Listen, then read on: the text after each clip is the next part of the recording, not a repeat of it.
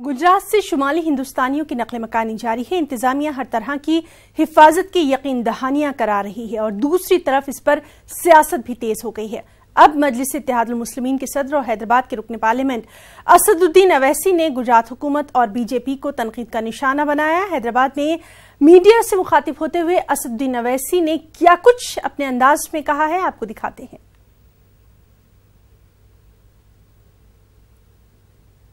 मेरा मानना यह है कि वो जो माहौल गुजरात में है उसकी सरासर जिम्मेदारी वहाँ की सरकार जो बीजेपी की उन पर आयद होती है।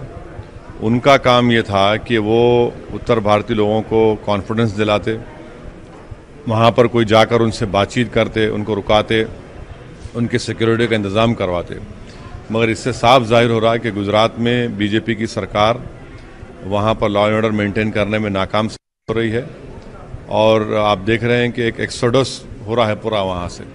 वो उत्तर भारतीय जो है लोग जो है अपनी जान और माल की डर में, खौफ में अब सब चीज़ छोड़ के भाग रहे हैं। तो यकीनन ये बीजेपी की नाकामी है, इनकी गवर्नेंस की नाकामी है। और साथ ही साथ उत्तर प्रदेश के चीफ मिनिस्टर को जो सिर्फ मासूम लोगों के एनकाउंटर में लगे हैं वो क्यों नहीं जाते गुजरात को?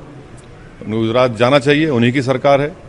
बिहार के चीफ मिनिस्टर वो जा सकते हैं गुजरात को, वो भी एनडीए में है, वो क्यों नहीं जाते? इतने हज़ारों तादाद लोग जब निकल रहे हैं, दोनों को 1-2 घंटे लगेंगे, मगर इनको फुर्सत ही नहीं है। सिर्फ एक ज़बानी अल्फाज, झूठे अल्फाज इस्तेमाल करते हैं और कोई हमदर्दी नहीं है उन लोगों को। देखा जाए तो ये दोनों चीफ मिनिस्टर गुजरात के हैं, बीजेपी के हैं। उत्तर प्रदेश चीफ मिनिस्टर और नीतीश कुमार खुद एनडीए की सपोर्ट कर रहे हैं। वो खुद जाएँ, गुजरात जाएँ, जाकर बात करें और एतमाद दिलाएं और फिर लोगों को भिजाएं वहाँ से ट्रेन में, उनको टिकट बुक कराकर। तो ऐसा कुछ नहीं, सिर्फ ये ज़बानी बोल रहे हैं, मगर जिम्मेदारी पूरी बीजेपी पे आयद होती है और एनडीए के ऊपर आयद होती है।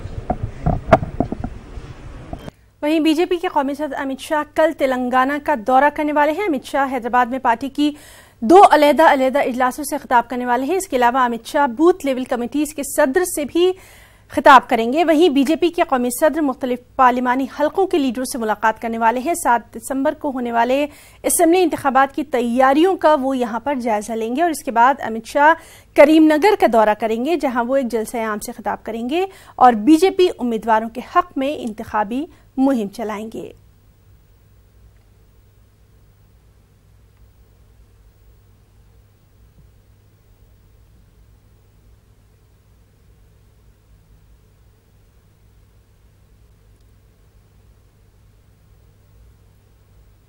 कल राष्ट्रीय अध्यक्ष अमित शाह जी तेलंगाना के चुनावी प्रचार के लिए आ रहे हैं। भारतीय जनता पार्टी तेलंगाना को आने वाले दिनों में बीजेपी के रणनीति के दृष्टि से महत्वपूर्ण प्रांत मानती है। यहां पर टीआरएस गत 4.5 वर्षों में जनता के लिए विकास देने में विफल हो गया और विपक्ष में कांग्रेस देश के हर प्रदेश में जैसे विफल हुआ है वैसे ही विफल हुआ है। सबको मौका मिला है अभी तक आंध्र और तेलंगाना के इतिहास में। इसीलिए देश में जिस गति से विकास की गाड़ी आगे बढ़ रही है, उसी गति से तेलंगाना में अगर विकास के रफ्तार को तेज करना हो तो भारतीय जनता पार्टी ही कर सकेगी। इस बात को आगे ले जाने के लिए कल अनेक कार्यक्रम आयोजित किए हैं, उसमें अमित शाह जी रहेंगे और पार्टी के नेताओं के साथ भी वो वहीं कांग्रेस लीडर पूनम प्रभाकर ने अमित शाह की तेलंगाना आमद से पहले मरकज की जानिब से रियासत तेलंगाना के लिए किए गए इक़दामात से वाकिफ करवाने की मांग की है। उन्होंने इल्जाम भी लगाया कि मरकजी हुकूमत ने रियासत की तकसीम के वादों को अभी तक पूरा नहीं किया। उन्होंने कहा कि बीजेपी के पास उम्मीदवार तक नहीं है, वोट तकसीम के जरिए टीआरएस की मदद करने के लिए बीजेपी इंतखाबी मैदान में है। उन्होंने कहा कि टीआरएस और बीजेपी एक ही सिक्के के 2 रुख हैं, 2 पहलू हैं। ये डिमांड कर रहा हूं, दौरा करने से पहले तेलंगाना के लिए आपके 4.5 साल के हुकूमत में क्या फायदा किए आप बोलो। सिर्फ चंद्रशेखर राव को उसका सीबीआई केस नहीं निकाल के तेलंगाना लोगों को मेहरबानी किया है, या आपको उन्हें राष्ट्रपति, वाइस प्रेसिडेंट और सब चीजों में मदद करके उन आपका मेहरबानी किया है? क्या है आपका हिडन एजेंडा? क्या है? आप तेलंगाना के लिए 4.5 साल में जो बाइफरकेशन प्रॉमिसेस था उसको क्या किया आपने? रेलवे कोच फैक्ट्री किधर है? BIRM स्टील फैक्ट्री किधर है? हेल्थ यूनिवर्सिटी किधर है? All India institute of medical science, tribal university किधर है? ये सब चीज आप पूछना पड़ता तेलंगाना के आवाम की तरफ से, कांग्रेस पार्टी की तरफ से। मैं ये भी पूछ रहा हूं, उनके पास 119 आदमी नहीं है? अगर है कल लिस्ट बनाओ। उन्हें हमारा जो पास 5-5, 10-10 लोग हैं, उसको एक को मिलने के बाद एक को दूसरे उसको पकड़ के टिकट देने का चक्कर में, जैसे आंदोलन में बाबू मोहन को लिया और 118 सीटों में वैसा लोगों के लिए देख रहे हो। मैं ये भी चैलेंज कर रहा हूं, अगर 100 सीट में आपको डिपॉजिट आता है तो चलो जो चैलेंज करना है करेंगे। आप 100 सीट में आपको डिपॉजिट नहीं आने वाला है, सिर्फ वोट बंटवारा करके केसीआर को फायदा करने के लिए। इतना करप्शन होने के बाद, इतना प्रोजेक्ट के रिलीजन के नाम पे होने के बाद, इतना चीजों के पास गलाटा घपला होने के बाद, 2 लाख करोड़ कर्जा लेने के बाद अब चुप बैठे। इसलिए तेलंगाना बीजेपी और टीआरएस का स्टेट यूनिट से के आप नेशनल लेवल में आपका जो अलायंस पार्टनर का जैसा वैसा नहीं, वो सेम एक पार्टी का जैसा काम चला रहे हम लोग का। और सिर्फ इतना ही नहीं बल्कि पूनम प्रभाकर ने यह भी कहा कि एमआईएम और टीआरएस की दोस्ती असेंबली इलेक्शन तक ही है। असेंबली इलेक्शन के बाद टीआरएस पार्लिमानी इलेक्शन के लिए बीजेपी को दोस्त बनाएगी। उन्होंने दावा किया कि टीआरएस और मजलिस यानी एमआईएम दोस्ती से भी सभी वाकिफ हैं। टीआरएस एमएलए इलेक्शन तक है, कोई भी एग्रीमेंट लिया है वो भी जानते हैं बीजेपी जानबूझकर। एमआईएम और टीआरएस पार्टी असेंबली तक फ्रेंड्स हैं, ओवैसी साहब भी ये जानते हैं, और पार्लियामेंट में नरेंद्र मोदी और केसीआर दोस्त है। ये सब जनता जानते हैं, और आप जैसा होशियार लोग तो और जानना चाहिए। ये हकीकत में ऐसी हो रहा है। आज इसी एग्रीमेंट में 9 महीने का इलेक्शन पहले आने के लिए नरेंद्र मोदी ने मान लिया, अगर नहीं माने तो इलेक्शन नहीं आता था। हमारा चैलेंज। कुछ खेल की खबरें भी। हिंदुस्तान वेस्टइंडीज के दरमियान दूसरा टेस्ट मैच हैदराबाद में खेला जाने वाला है और उप्पल में वाक़े Rajiv Gandhi international cricket stadium में 12 अक्टूबर से 16 अक्टूबर के दरमियान ये मैच होना है। आज से इसकी ऑनलाइन टिकट की फरोख्त भी जारी कर दी गई है। 10 अक्टूबर से टिकट काउंटर से भी टिकट खरीदा जा सकता है। हैदराबाद क्रिकेट एसोसिएशन के सीईओ पी रंगामूर्ति ने बताया कि मैच के लिए तमाम तर बंदोबस्त मुकम्मल कर लिए गए हैं। www.eventsnow.com మీరు ఆ వెబ్సైట్లోకి వెళ్తే ఏ విధంగా టికెట్ తీసుకోవాలో ఆన్లైన్ అనేది దానిలో వివరంగా ఉన్నది. సో ఎక్కడికే కదలకుండా ఇంటి దగ్గర నుంచే టికెట్ తీసుకోవచ్చు. ఆ సదుపాయం లేని వాళ్ళు కౌంటర్లో తీసుకోవాలంటే జిమ్ఖానా గ్రౌండ్స్ అంటే మనకు సెంట్రల్గా లొకేట్ అయ్యి ఉంది కాబట్టి అక్కడ కౌంటర్ని 10వ తారీఖు నుంచి 16వ తారీఖు దాకా ఉదయం 10 గంటల నుంచి సాయంత్రం 6 గంటల దాకా across the counter tickets availability ఉంటుంది. So tickets are available to the intending visitors, guests, either on online or through the counter. Rates, India, Bangladesh ఏదైతే రేట్స్ ఉన్నాయో వాటినే బెంచ్ మార్క్గా పెట్టుకొని అదే విధంగా రేట్స్ని డిసైడ్ చేయడం జరిగింది. 5 పెవిలియన్స్ విషయంలో నార్త్ పెవిలియన్ అని first terrace, east pavilion ground floor, east pavilion first floor, west pavilion ground floor, west pavilion first terrace, ఈ 5టికి కూడా రోజువారీ టికెట్ తీసుకునే వాళ్ళకి 100 రూపాయలు చెల్లిస్తే వచ్చేసేయచ్చు. అదే 5 రోజులకి సీజన్ టికెట్ అంటాం కదా, సీజన్ టికెట్స్ అంటే రోజువారీ టికెట్ కానీ సీజన్ టికెట్ కానీ 2 కూడా సదుపాయాలు ఏర్పాటు చేయడం జరిగింది. ఇప్పుడు నేను చెప్పిన పెవిలియన్స్కి 300 చెబితే 5 రోజులు వచ్చేసేయచ్చు. రోజువారీ రావాలంటే 100 రూపాయలు, 3 రోజులు రావాలంటే 300 ఇచ్చేస్తే ఈ చెప్పిన నేను ఈ 5 పెవిలియన్స్కి రావచ్చు. रचाकुंडा पुलिस कमिश्नर महेश भागवत ने मैच के लिए किए गए सिक्योरिटी इंतजाम, ट्रैफिक तहदीदात, पार्किंग, शायकीन के स्टेडियम में साथ ले जाने वाली चीजों की तफसीलात भी फराहम की। उन्होंने सिक्योरिटी के पेश नजर मैच देखने आने वालों के लिए लैपटॉप, कैमरे, माचिस, पानी की बोतल और हेलमेट न लाने की अपील भी की है. With the traffic, law and order and security, we will be having the octopus units, specially deployed to take care of the security, then the mounted police, then to get the information intelligence here, the special branch, then to control the crime, pickpocketing or mobile theft or any other type of property offense. The CCS teams will be there. From the fire department, the fire tenders, they will be deploying. Around about 1,500 people, they will be doing this bandobast arrangement here. For the electronic surveillance, 100 CCTV cameras, they are being installed, and we are going to monitor through our tab as well as mobile phone also.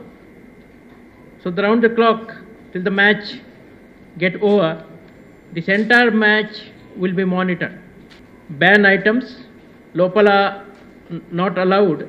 The items lo laptop, camera, matchbox, binocular, batteries, bags, banners, cigarettes, lighter, coins, helmet, outside eatables, water bottle, electronic items, sharp metal and plastic objects, writing pens, perfumes.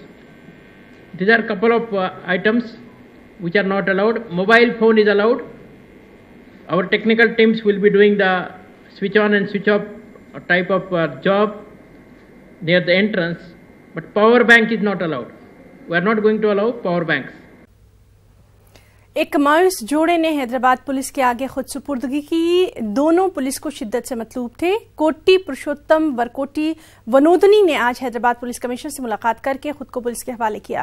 पुरुषोत्तम पर 8 लाख और उनकी अहलिया पर 5 लाख रुपए का इनाम भी था। ये दोनों खराबी सेहत और हुकूमत की सरेंडर पॉलिसी से मुतासिर होकर पुलिस के सामने पहुंचे। इस मौके पर कमिश्नर अंजनी कुमार ने दीगर माऊन नवाजों को भी आम धारे में शामिल होने की अपील की।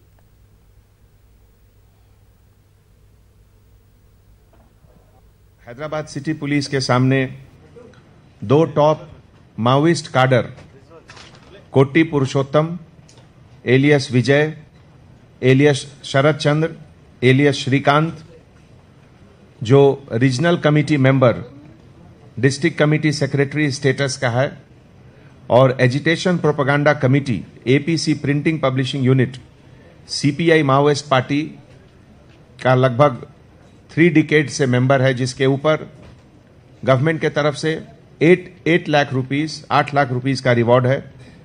उसका सरेंडर हुआ। उसके साथ उसकी धर्मपत्नी कोट्टी विनोदनी एलियस विजय लक्ष्मी एलियस भरतक्का, एज 63 इयर्स, जो दलम कमांडर स्टेटस के हैं और agitation propaganda committee APC printing publishing unit CPI Maoist party के लगभग 3 डिकेड से मेंबर हैं। इनके ऊपर 5 लाख रुपए का रिवॉर्ड है। करके जो सरेंडर पॉलिसी को देखते हुए बाहर आकर हैदराबाद सिटी पुलिस में ये लोग सरेंडर किए। सेंट्रल वाटर कमीशन ने जिला नलगुंडा का दौरा किया। कमीशन के अरकान ने आबी ज़खायर का जायजा लिया। नागार्जुन सागर में पानी की आमद और पानी की तकसीम का भी यहां जायजा लिया गया।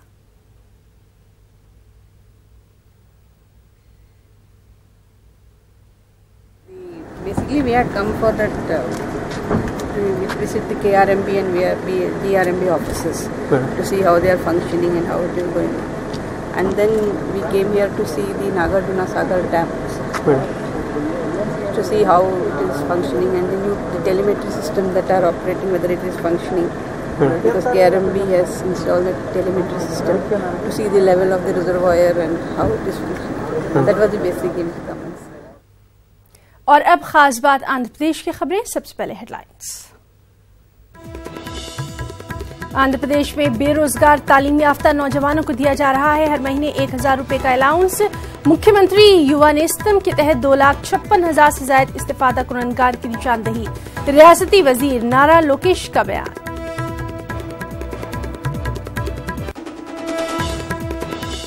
कड़पा में 20 अक्टूबर को होगा तेलुगु देशम पार्टी का धर्म पोराटा प्रोग्राम। तेलुगु देशम लीडरों ने लिया तमाम तैयारियों का जायजा।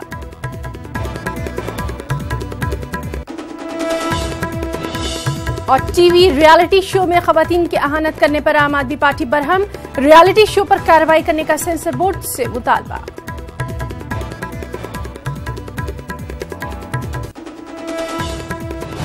ये है न्यूज 18 नेटवर्क और आप देख रहे हैं न्यूज 18 उर्दू।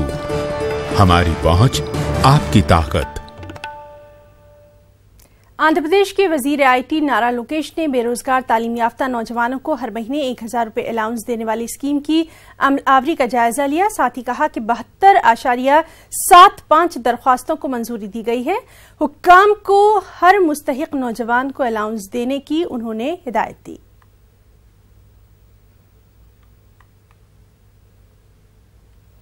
तेलुगुदेशम की जानिब से 20 अक्टूबर को जिला कड़पा में धर्मा पोराटा के तहत एहतजाजी जलसायाम मुनक्किद किया जाने वाला है। इस जलसायाम में आंध्र प्रदेश के वज़ीर आला एन चंद्रबाबू नायडू भी शिरकत करेंगे। आंध्र प्रदेश के रियासती वजीर सोमिरेड्डी, चंद्रमोहन रेड्डी, आदि नारायण रेड्डी, रुकने राज्यसभा सीएम रमेश ने आज कड़पा का दौरा करके जलसायाम के लिए किए जा रहे इंतजामात का भी जायजा लिया। 20వ తేదీ అక్టోబర్ 20వ తేదీ ధర్మ పోరాట దీక్ష జరుగుతుంది। ముఖ్యమంత్రి గారు వస్తారు, రాష్ట్రంలో ఉండే మంత్రివర్గం, పార్లమెంట్ సభ్యులు, రాష్ట్ర నాయకత్వం అంతా కదిలి వస్తుంది। 20వ తేదీ మధ్యాహ్నం 2 గంటలకి ప్రొద్దుటూర్, ప్రాబబ్లీ ఫైనల్గా ప్రొద్దుటూరే ఫైనలైజ్ చేయబోతున్నాం। అయితే ఈరోజు మధ్యాహ్నం పార్టీ నుంచి వచ్చిన కొంతమంది వచ్చి ఉన్నారు। వాళ్ళు ఫైనల్గా అక్కడ పార్కింగ్ ప్లేసెస్ చూసేసేసి ఎయిదర్ ప్రొద్దుటూరు, ఒకవేళ పార్కింగ్ ప్లేస్ ప్రాబ్లం అయితేనే కడప చేస్తాము। అది కూడా ఈరోజు సాయంత్రం లోపల డిసైడ్ చేస్తాం। భారీగా బహిరంగ సభ జరగబోతుంది। 10 నియోజకవర్గంలో మొత్తము వేలాది మంది కదిలొస్తారు।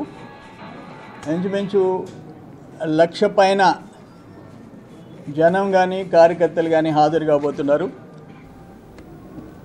అద్భుతమైన సభ జరగబోతుంది।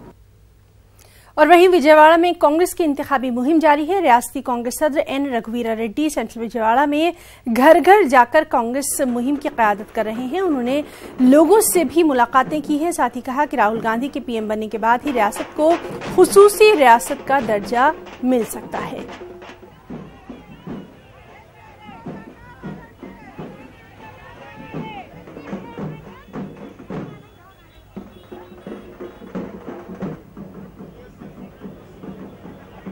కాంగ్రెస్ పార్టీ దేశమంతా ఇంటింటా కాంగ్రెస్ కార్యక్రమం జరుగుతోంది।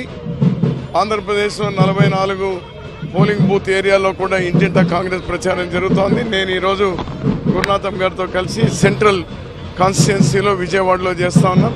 అనూహ్యమైనటువంటి స్పందన ఉంది। రాహుల్ గాంధీ గారు ప్రధాని అయితేనే ప్రత్యేక హోదా వస్తుంది, విభజన హామీలు అమలవుతాయి, కేంద్రంలో రాష్ట్రంలో కాంగ్రెస్ పార్టీ రావాలి, రైతులకు 2 లక్షల రుణమాఫీ, మహిళా సంఘాలకు 2 లక్షల రుణమాఫీ, ప్రతి పేదవాడి కూడా 4 గ్యాస్ సిలిండర్లు, ఇలాంటివన్నీ కూడా మేళ్లు జరగాలన్నా, రాష్ట్రం సమగ్రాభివృద్ధి జరగాలన్నా కాంగ్రెసే రావాలి అని మేము వాళ్ళకి చెప్తా ఉన్నాం। అనూహ్యమైన స్పందన ఉంది। వారు కాంగ్రెస్ అండగా ఉంటామనేదే కాకుండా ప్రతి ఇంటి వారు 1 రూపాయి విరాళాన్ని కూడా కాంగ్రెస్ పార్టీకి ఇస్తా ఉన్నారు। साबिक रुकन असेंबली और सीपीएम लीडर एम.ए. गफूर ने जियो नंबर 279 को बर्खास्त करने की मांग की है। तमाम कॉन्ट्रैक्ट मुलाजमीन को परमानेंट करने की भी उन्होंने मांग की और इन तमाम मुलाजमीन के मुतालबात को मंजूर करने का अल्टीमेटम दिया। वरना यह भी कहा कि 13 अक्टूबर को विजयवाड़ा में CITU के जेर निगरानी तमाम मजदूरों की जानिब से एहतजाज किया जाएगा।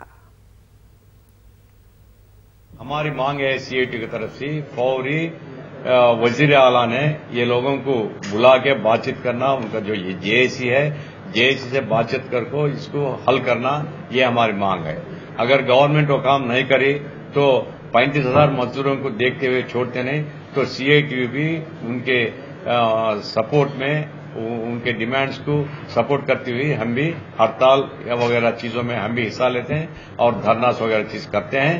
अगर 13 तारीख के अंदर गवर्नमेंट कुछ काम नहीं करे तो 13 तारीख पूरे ट्रेड यूनियंस मिल रहे हैं विजयवाड़ा में। 13 के बाद जो भी हड़ताल होती पूरे ट्रेड यूनियंस रहते हैं उसमें हिस्सा लेते हैं। जिला कलेक्ट्रेट कर्नूल के रूबरू आशा वर्करों की जानिब से एक पुरजोर एहतजाज किया गया। इस एहतजाज में 3000 आशा वर्कर्स ने शिरकत की। इस मौके पर आशा वर्कर हशमत ने वज़ीर आला एन चंद्रबाबू नायडू से अपने वादों के मुताबिक आशा वर्करों की तनख्वाह 3000 से बढ़ाकर 8000 करने का मुतालबा दोहराया। साथ ही तमाम खाली पड़ी आसामियों को पुर करते हुए कॉन्ट्रैक्ट मुलाजमीन को परमानेंट करने की भी मांग की।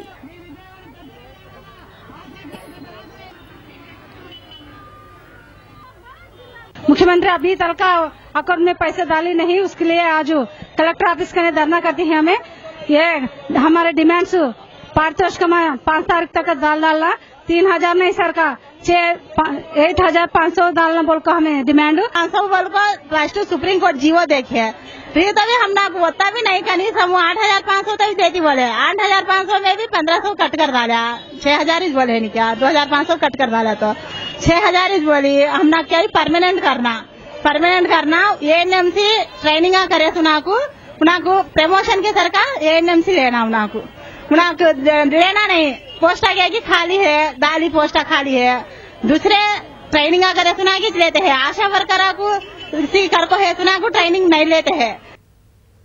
कर्नूल के इस्लामिया अरबी डिग्री कॉलेज में कौमी कौंसिल बराए फरोग़ उर्दू ज़बान नई दिल्ली की तरफ से चलाए जाने वाले शोबा खत्ताती की जानिब से अरबी और अंग्रेजी खत्ताती डिजाइनिंग एग्जीबिशन का इफ्तिताह उस्मानिया कॉलेज की करस्पॉन्डेंट अजरा जावेद के हाथों अमल में आया। उन्होंने खत्ताती एग्जीबिशन देखकर तलबा के फन की बेहद तारीफ की और बेहतरीन खत्ताती का मुजाहरा करने वाले स्टूडेंट्स को अपनी तरफ से इनामात देने का भी ऐलान किया। इस मौके पर उन्होंने तलबा से अपील की कि वो फन खत्ताती को आम करें।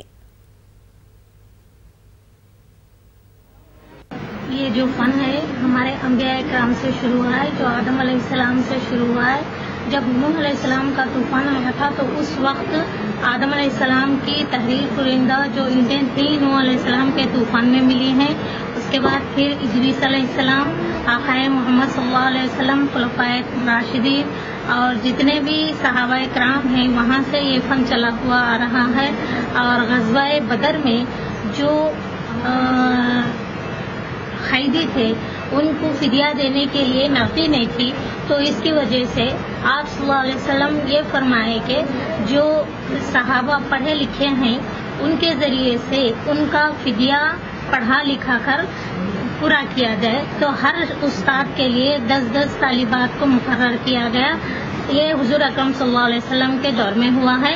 और खुलफाए राशिदीन में हजरत उमर फारूक रज़ी अल्लाह अन्हु और उस्मान गनी रज़ी अल्लाह अन्हु और दीगर सहाबा किराम भी इस फन को बखूबी निखारे हैं। और इंशाअल्लाह मैं दुआ करती हूँ कि ये क़यामत तक इस फन को आगे बढ़ाते रहे, हमारी तालिबात, हमारे असातिज़ा और हमारे मैनेजमेंट इसका सपोर्ट करते रहे।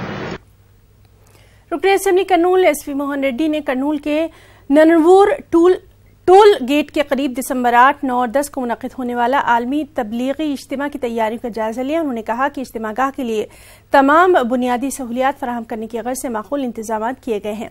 जिलाई ऑफिसर्स को इज्तिमा से पहले तमाम तर काम मुकम्मल कर देने की उन्होंने हिदायत भी जारी की। सीएम साहब भी बहुत बड़ा दिल से उन्होंने 10 करोड़ रुपए वो इज्तिमा अरेंजमेंट्स वो पानी सप्लाई करने के, इलेक्ट्रिसिटी सप्लाई करने के और रोड अप्रोच रोड्स डालने के, सैनिटेशन के वास्ते सब 10 करोड़ रुपए वो पैसा दिए। कल परसों से वो काम शुरू करने के सब डिस्ट्रिक्ट ऑफिशियल से बुला के मीटिंग रख के कलेक्टर साहब इंस्ट्रक्शंस भी दिए। और दिसंबर 8, 9, 10 इज्तिमा है, उसके पहले 10 दिन पहले वो सब काम कंप्लीट होने के और सब से बात करने के वो कोशिश करते। आंध्र प्रदेश खवातीन कमीशन ने सुप्रीम कोर्ट से हम जिन्स परस्ती को जायज करार देने के फैसले पर नजरसानी करने की अपील की है। जिला गुंटूर में मीडिया से बातचीत में आंध्र प्रदेश खवातीन कमीशन की चेयरपर्सन एन राजकुमारी ने कहा कि वो अदालत के फैसले का एहतराम करती हैं, लेकिन ऐसे फैसलों की वजह से हमारे मुल्क की तहजीब और सकाफत मुतासिर हो सकती है, इसलिए वो सुप्रीम कोर्ट से अपने इस फैसले पर नजरसानी करने की अपील करती हैं। జరుగుతున్న పరిణామాల్లో మనం ఎటుపోతున్నాం ఏమవుతున్నాం అనేటువంటిది కుటుంబాలు విచ్ఛిన్నమయ్యేటువంటి ఒక పరిస్థితి వస్తుంది అంటే ఖచ్చితంగా సుప్రీంకోర్టు ఇచ్చిన తీర్పు కూడా దీనికి కారణమైంది. న్యాయస్థానాల పట్ల మాకు గౌరవం ఉండింది, న్యాయమూర్తుల పట్ల మాకు గౌరవం ఉంది. కానీ న్యాయమూర్తులు కూడా రిటైర్ అయ్యి దిగిపోతూ ఇటువంటి స్టేట్మెంట్లు ఇస్తూ ఉంటే వాళ్ళు ఇక ఏమంటారు దాన్ని ఏంటది అమ్మాయి కలిసి ఉండవచ్చు, సహజ స్వలింగ సంపర్కం చట్ట వ్యతిరేకం కాదు, హోమోసెక్సువల్ అబ్బాయిలు కలిసి ఉండొచ్చు, ఇట్లాంటి తీర్పులు వాళ్ళు ఇస్తూ ఉంటే సమాజం ఎటుపోతుంది ఏమైపోతుంది.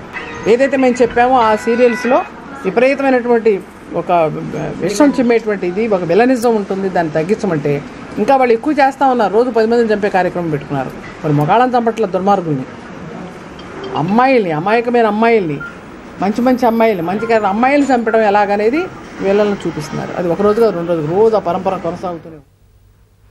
आंध्र प्रदेश के रियासती वजीर गुंटा श्रीनिवास ने Visakhapatnam metro regional development authority की जानिब से किए जा रहे तरक्याती प्रोजेक्ट्स का जायजा लिया। इस इजलास में रियासती वजीर ने शहरी इलाके में मकानात की तामीर को जल्द मुकम्मल करने की हिदायत जारी की। इस मौके पर जिला कलेक्टर प्रवीण कुमार समेत दीगर भी मौजूद रहे।